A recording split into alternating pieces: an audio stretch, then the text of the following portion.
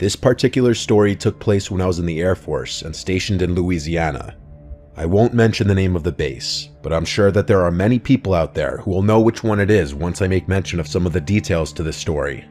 This story took place a few years after I had been stationed there. I first arrived to this base in 2006, and upon my arrival, I, along with many other new troops, were greeted with many different stories of horror. There were stories about a man in a top hat who walked a dark, long and narrow dirt road on the outskirts of a storage facility area. There was another story about a crazy man who was hit by a patrol car and ran off into the woods next to the same place. But my story relates to a separate story that was told to me. It was my second night on shift, as I recall. I was posted with an airman who had been there for several years. He gave a rundown about some little girl who had been visiting her father when the storage area we were working in was being constructed, which was well before any of our time. The story went that that little girl was playing on some of the structures while her father was working, but had fallen to her death by slipping off the edge at the top of the structure itself. Most of the story didn't make sense to me at the time, but regardless of the facts, it still scared the shit out of me. To make matters worse, the airman had taken me to the exact place where the supposed story took place. He would shut off the engine and turned off the music as we just sat there in silence. He startled me a few times, but nothing ever happened. Now, skip forward about 3 years. I was scheduled to work that particular spot of the base this night. Keep in mind that I'd been visiting this spot for years now, but at this point, the storage area had been completely closed down except for a few minor areas, which required us to do physical drive-thrus and checks of this area. The shift itself started out rather shitty. Me and my Alpha, aka partner, had been given a cattle truck to do this patrol, as our normal vehicle was in the shop for maintenance. Yeah, I'm not kidding, a cattle truck. I know this part doesn't seem very important to the story at the moment, but it will tie into the story eventually. So to save on time, let's skip forward a few hours. We were scheduled to do 3 random checks of the storage facility that night, and we had already completed 2 of the 3 prior without any issues. So come about 4 o'clock in the morning, we decided to do our last check, seeing as all the maintenance guys had went home for the night in this area.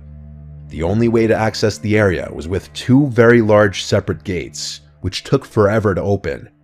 We pile in, lock the gates behind us, and continue on our way. My Alpha was driving during this check, and I was the spotter who used the flashlight to check the lock on each structure. An important detail that I left out, which may be necessary here, is that the story of the little girl had taken place on a road within the storage area, which we called Echo Street. By this point, everything was fine, and we had finished our rounds. My Alpha makes the final turn down Echo Street. We had both been pretty talkative during most of the night, and we were just shooting the shit, when I got an uneasy feeling. Something felt different, but I couldn't make out what it was. We were about halfway down the road when things became almost completely and frighteningly silent. Even the rumble of our cattle truck and the faint noise of the radio playing seemed to become less audible.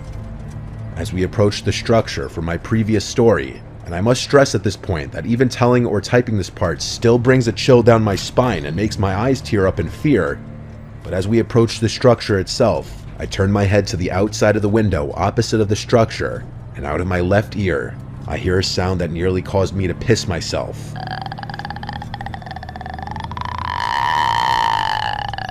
It was the sound of a person groaning or moaning in distress, sort of like the moan of the girl from The Grudge. Yes, I'm very serious. The faint, creepy moan begins to ring inside the cab of the truck between the 2 of us, in between the dark emptiness of the middle seat. I feel my blood turn cold, and I quickly turn to my Alpha and yell, "Dude, cut that shit out." My Alpha turns to me with a confused look on his face. At this point, he begins to take his foot off the accelerator and asks, "Am I going too fast?" I remain silent for a moment, with my hand in a pausing gesture, and I listen. I hear the noise again. My partner interrupts and asks, "What's wrong?" I quickly turn the music off without saying anything at first, and then I whisper to him, "Do you hear that?" He stops the truck in confusion and listens closely. It was almost dead silent for a second or two when we both hear it this time. That long, chilling groan of a woman. It echoed in my ears. It sounded like someone was struggling to breathe and taking in a giant breath of air while someone was trying to strangle them. The sound was beyond terrifying, and the fact that I wasn't the only one hearing it only made it more of a horrifying experience. I found myself beginning to ask him my original question again, but he quickly interrupts and says with a strong sound of fear in his voice, "What the f*** is that?" We stupidly waited to see if we could hear it again. The rumble of the gates on the back of the truck are easily heard and recognized as they made a sort of metal-on-metal clatter, and the diesel engine has that typical rumble as well.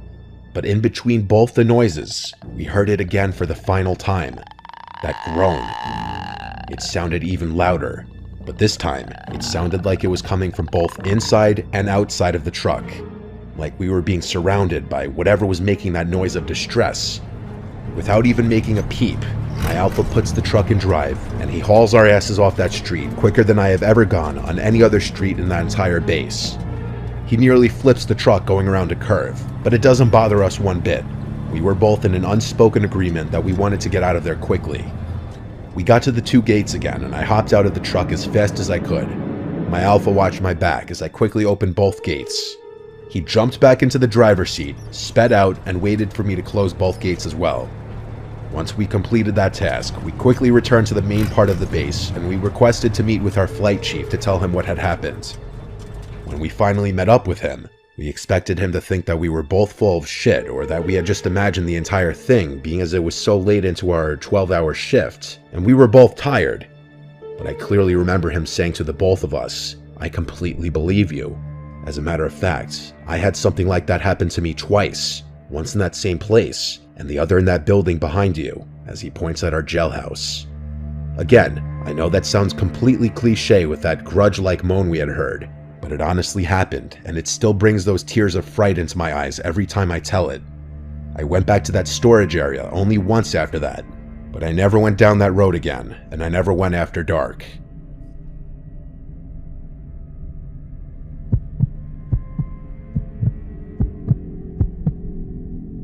I haven't told my story to many people except for my wife and a few other of my close friends. It happened while I was stationed in the Army as a radio operator during the Vietnam War, and I haven't forgotten it to this day. I was a young recruit, freshly drafted out of high school, and I didn't know much about the war. I had no idea what I was getting into or what it was all for, but what I did know was that I had a duty to my fellow servicemen. We arrived on a Friday evening and got loaded onto many buses to be taken to our barracks. The air was very humid, and the soil was soaking wet due to a storm that had just passed through the area. I vividly remember the drive and how it stunk like sewer. My first night was uneventful and quiet, but we all felt the tense atmosphere as our drill sergeants taunted us with stories during basic training. I remember the half moon right over my head, which kept peeking out from over the clouds, and all of us were just sitting around telling jokes. I was more of a technical guy and didn't have much aptitude for comedy, so I just listened in. My duty was to manage communications between my unit and all of our other guys so that everyone knew what was going on everywhere else. I carried a box on my back, which were the size of radio devices back then, and also a ton more equipment and supplies. I was quickly assigned to a tight-knit unit who had just lost their communications operator to a landmine, and I remember the first time we made contact with the enemy. It was the loudest thing I ever heard. We were in a dense part of the jungle and couldn't see the enemy at all, but we quickly ducked as soon as they began firing at us, and we opened fire in their general direction in return. The chaos seemed to last forever, and we probably ceased fire after a couple of minutes. We advanced forward to close in on the enemy and secure the area, and it was the first time I ever saw the enemy up close. There they were, 3 dead Viet Cong soldiers laying in a pool of their own blood. I couldn't believe that I was looking at 3 human beings that were alive just moments ago. Young guys who maybe had sisters or brothers and parents. They were probably just chilling around moments before we arrived, and here we are moments later, looking at their motionless bodies. But I must say that I felt justified, because they were the enemy, and they would have been standing over our dead bodies instead. A few days later, we got assigned to a different location, which saw heavier casualties and needed more support. I grew accustomed to the violence and saw many of our young men die painfully. One day, I was told by my NCO that someone wanted to speak with me. I was greeted by an older man in his late 50s who looked totally out of place. His demeanor was calculated and predictive, and even my commanding officer seemed to have turned into a yes man in front of him. He introduced himself as Frederick Douglass, an intelligence officer stationed nearby, and that I was going to be assigned to him as an RTO for his unit. I liked my unit and wanted to stay with them, but orders are orders, and I had no choice, so I got on the Huey and went with him. We landed in a heavily wooded area next to a few Viet Cong huts. It was heavily built up by the enemy, and I could definitely imagine the fight that must have taken place here. There were some guys who had gas masks on and others standing nearby, but they didn't seem to notice me or even care that I was there. It was a very strange atmosphere that didn't feel quite right. These guys didn't act like normal soldiers and definitely didn't have the look of fear in their eyes as most of us did. I even tried to talk with some of them, but all I got was a strange, emotionless glare like they were infected with something. Whatever it was, they all had it, and it made me feel very uneasy. Officer Douglas and I entered one of the smaller huts, and I was told to stay put until someone would come and get me. I should have just stayed there and waited, but I was too curious and apprehensive to relax.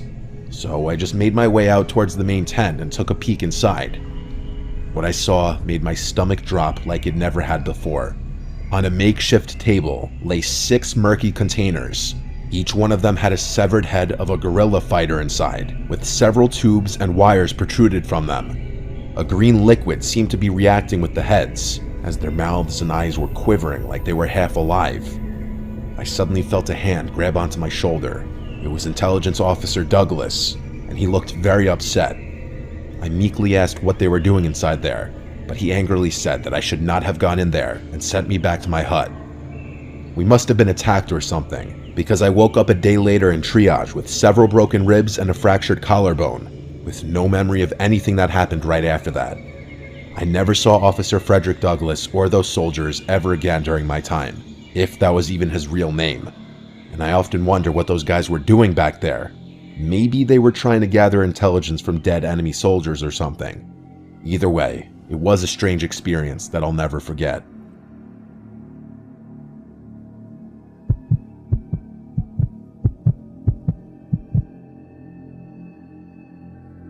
All names in the story will be changed, and all locations will be left out. This experience has left me very paranoid in a lot of ways. It was the late hours of the night. I could feel the thud of my heartbeat inside of my chest as our armored vehicle veered off the gravel road, plowing through the dense underbrush. It had been weeks since Bravo unit had gone silent, vanishing like a wisp of smoke on a windy day. The distress call had crackled through our comms earlier, an unexpected sign of life from our long-missing comrades. But what haunted me more than their sudden reemergence was the content of their message. A cryptic string of numbers repeating endlessly. "Sergeant Davis, are you sure this is the place?" I asked over the static hiss of the radio cutting through the silence that had settled over our squad. "That's what command confirmed. Get ready," Davis replied.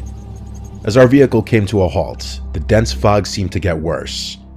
We disembarked into the unknown, the silence of the abandoned base growing increasingly unsettling. Buildings stood like hollowed-out husks, with windows shattered, doors ajar. A living town not even a few weeks ago, now just a ghost town. Davis ordered us in a whisper to stay sharp as we moved forward, with our boots crunching on broken glass and debris. Signs of a struggle were everywhere. Overturned furniture, bloodied rags, and scattered ammunition littered the ground, painting a picture of the chaos that had taken place here recently.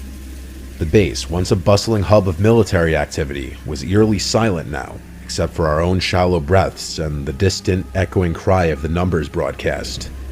As we neared the command center, the transmission grew louder, a constant chant that seemed to bore into my mind, its meaning as elusive as the shadows in the fog surrounding us. Entering the command center, we found it abandoned, the air stale, the only light coming from the blinking consoles. The radio speakers, crackling with static, repeated the sequence over and over in a monotone voice.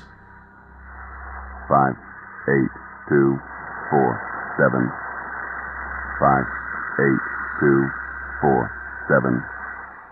Corporal Lee whispered, "What does it mean?" I saw her eyes were wide as she scanned the room. "Commander Haskins might have known," Davis said. Commander Haskins was the name of the unit's leader who had vanished along with his team.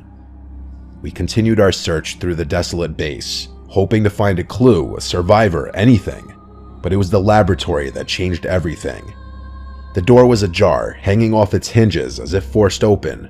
Inside, the air was thick with the scent of decay and chemicals. Shattered vials and overturned equipment were signs of activity halted abruptly. And then we saw them. Bodies. Members of Bravo Unit, or what was left of them, were sprawled across the floor, their faces contorted in expressions of terror. It was a massacre, but the cause was unclear. No bullet wounds, no signs of struggle on their remains. And then Lee gestured toward a corner of the room. There, amidst the pile of research notes and hastily abandoned experiments, lay the body of Commander Haskins. Clutched in his stiff, lifeless hand was a notepad, the numbers 58247 scrawled across it in shaky handwriting, followed by a single, chilling sentence: "They're coming for us." The revelation struck us like a physical blow, the implications of his words spiraling into a million questions with no answers. Who was coming for them? Was this distress call not a beacon of hope, but a warning? It was then that the reality of our situation descended upon us. The isolation, the eerie silence broken only by that relentless string of numbers. We were not the rescuers. We were the next victims. Panic set in as the base seemed to close in on us. The fog outside felt like it was thickening. Our only choice was to flee. We ran, stumbling through the fog, guided by the distant light of our vehicle. The numbers continued to echo in my mind, a chant that seemed to follow us, whispering through the fog. Just as the vehicle came into view, a shadow emerged from the mist. A chill colder than death itself crawled up my spine as the strange man cloaked in shadow moved towards us. "We need to go now." Davis's shout snapped me back to reality, the urgency in his voice mirroring a primal fear within me. Our training had prepared us for many different types of enemies, but we had no idea what we were dealing with here. We scrambled into the vehicle. Lee's hands were shaking as she manned the communications, with obvious fear and shaking in her voice. "This is Alpha Unit calling command. Mayday, Mayday. We need immediate extraction from Zone Bravo. You copy? Over." The radio crackled, the numbers interrupting her plea for help. 58247. I couldn't shake the feeling that those numbers held some kind of meaning into what we had stumbled into. As the base faded into the distance, swallowed by the fog, so too did the person who emerged from the shadows of the fog. Yet the terror it inspired lingered as we raced toward an uncertain future. Davis broke the silence and said, "We can't let this end here. We need to find out what those numbers mean and what happened to Bravo Unit." I wanted nothing more than to find these things out as well. I felt like we owed it to them, thinking of the twisted, lifeless bodies we'd left behind. As the first light of dawn began to pierce the darkness, I felt a grim determination settle over me. We had survived the night, but the real battle felt like it was just beginning. Armed with nothing but a string of numbers and the haunting memories of what we had witnessed, the mystery of those numbers and the horrors of what could have happened to Bravo Unit still remain a mystery. And it stays with me, haunting me. I'm sure it stays with everyone from my unit. The horrors at that base were just a chapter in a story far greater and more terrifying than any of us could have imagined.